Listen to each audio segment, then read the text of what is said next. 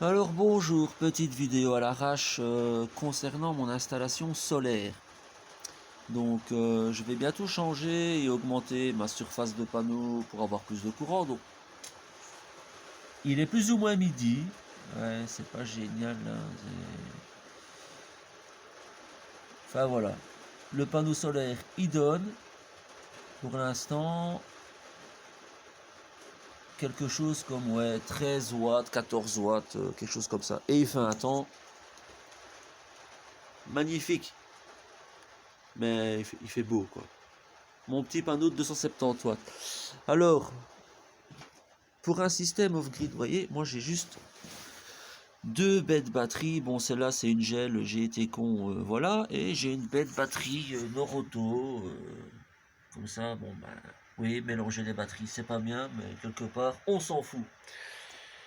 L'onduleur, hein, bon, voilà. Donc il y a moyen de s'éclairer facilement sans trop de problèmes. Ça fait 48 heures maintenant ou presque.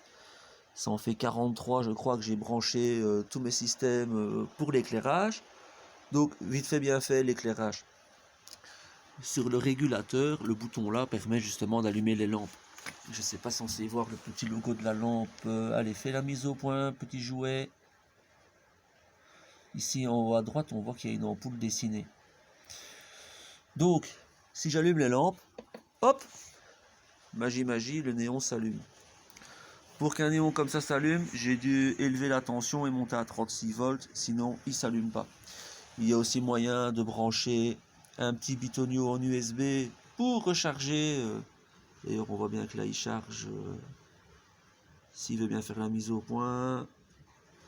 Voilà, on voit bien qu'il charge ma petite batterie qui est là. Voilà, ici. D'ailleurs, on a un petit rayon de soleil. Ah, maintenant qu'il y a de l'éclairage, ça va vachement mieux. Hein. Le load qui est affiché maintenant, c'est la consommation de mon éclairage et du chargeur le chargeur de la petite batterie solaire. Là on voit que le panneau il sort maintenant qu'il y a un petit rayon de soleil. On est monté à 30 watts alors qu'il pleut toujours et qu'il fait des gueux. Hein, on va pas le nier. Voilà. Ces LED là étaient notés pour 9 watts pièce parce qu'il y a un petit module électronique à l'intérieur. J'ai démonté le module parce que le module devait être alimenté en 220 et que j'ai pas envie. Et j'ai dû élever la tension. J'ai constaté que ça consommait 5 watts au lieu de 9. Alors que j'avais vérifié les trois ensemble, c'était bien 27 watts, 26 watts, donc 9 watts. Donc le petit module électronique qui permet d'abaisser la tension pour pouvoir allumer les LED consomme à lui tout seul 3-4 watts. Maintenant c'est vous qui voyez, moi j'ai pas de... Vous faites comme vous le sentez. Pour d'autres éclairages 12 volts, comme les striplets de chez nos camarades Ikea. Vous voyez, bon ben ça s'allume sans problème grâce à un petit convertisseur de tension ici qui permet de passer de 24 en 12 volts. Je sais, voilà. Et j'ai mis un petit compteur pour voir combien ça consommait. Bon, je suis à 2, il faut compter 100 watts par jour. Enfin, je recommence ma phrase. 100 watts par 24 heures. Fallait bien essayer, surtout que pour l'instant il fait très beau. Et que je voulais surtout savoir si c'était entre guillemets viable et suffisant avec deux batteries.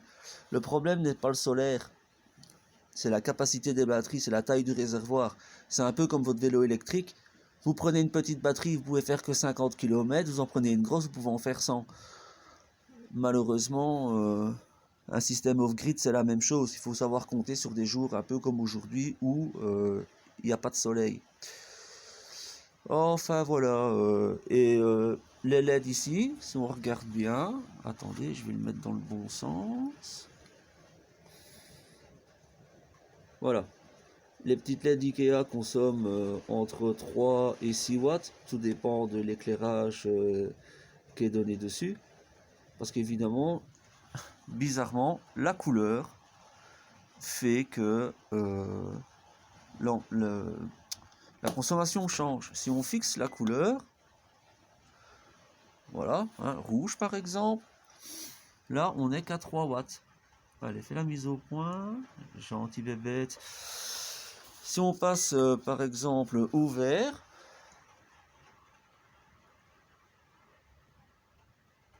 trois, 3.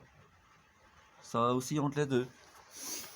Bon, on va pas toutes les faire, hein. Si on passe au blanc, blanc, s'il y a moyen d'avoir le blanc, voilà. Vous voyez, là, on est à plus du double. Moi ici, pour rigoler, je l'ai fait tourner un petit 2 jours en mode arc-en-ciel, genre ça clignote dans tous les sens. Faut encore se rappeler comment ça marche.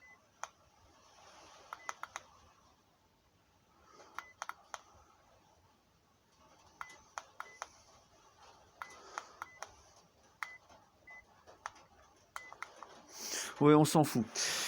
Je sais plus comment j'ai fait pour le faire clignoter, mais faut savoir qu'il y a moyen. Ici, pour les convertisseurs comme ça, je peux pas les brancher directement dans le régulateur. Donc ils sont directement branchés à la batterie. Donc ça c'est pour un système, ou comment je vais dire, ou des équipements primordiaux qui ne doivent pas s'éteindre. On a chacun son primordial, hein. Moi, mon primordial c'est la box internet, hein. J'ai pas un forfait illimité sur mon mobile, donc le jour qu'il y a une panne d'électricité, j'aime bien d'avoir toujours mon internet. Et voilà. Pour ceux que ça intéresse, mais ça il faudra demander, je peux faire une petite vidéo où je dézinque la tronche du néon, parce que vous voyez ici il y a 2 fils qui sortent. Ben, c'était branché à un petit module électronique. Voilà. Enfin voilà, je ferai encore d'autres vidéos quand j'aurai reçu mes panneaux et que je montrerai tout ça. Mais je pense que c'est déjà bien pour maintenant. Allez, à bientôt.